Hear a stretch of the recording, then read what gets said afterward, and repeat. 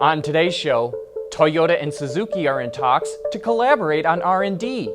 BMW reveals its vision for a future motorcycle, and we want to know what you think about mobility's impact on car sales.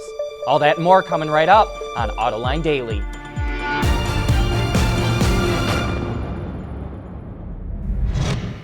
This is Autoline Daily, the show for enthusiasts of the automotive industry. We're seeing more research and development partnerships between automakers to help alleviate the cost of advanced technologies.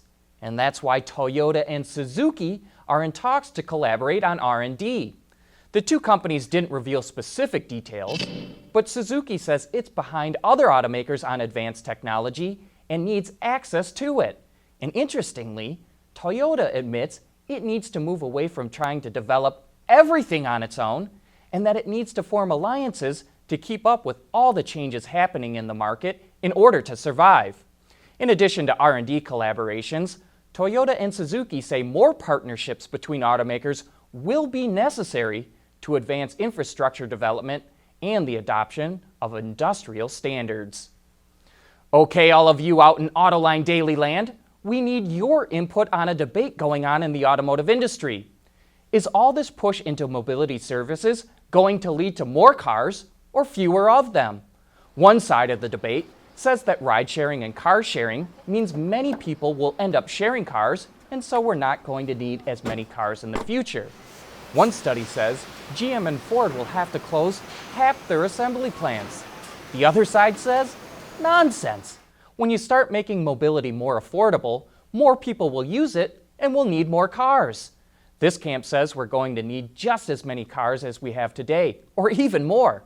It's a big debate, but neither side is really sure how it's going to go.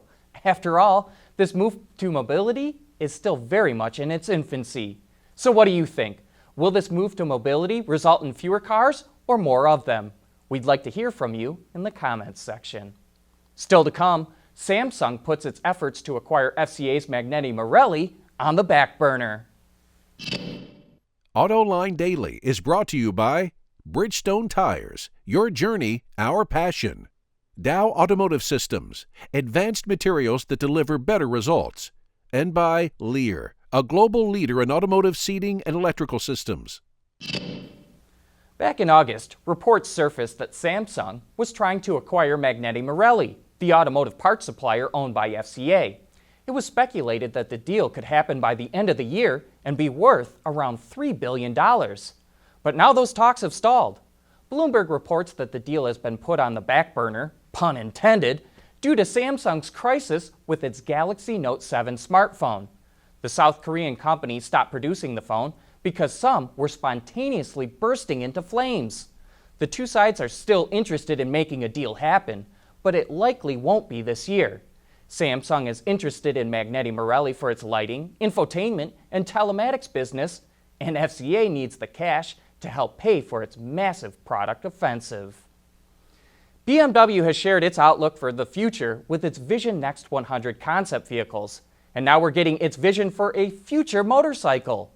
The Motorrad Vision Next 100 is just as wild looking as the other concepts, with a unique upside-down V-shaped frame that incorporates the front suspension forks.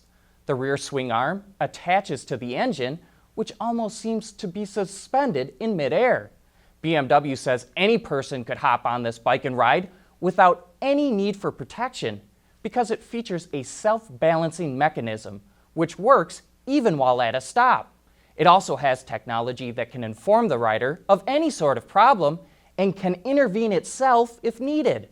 It does this through a special set of goggles that projects information into the rider's field of view.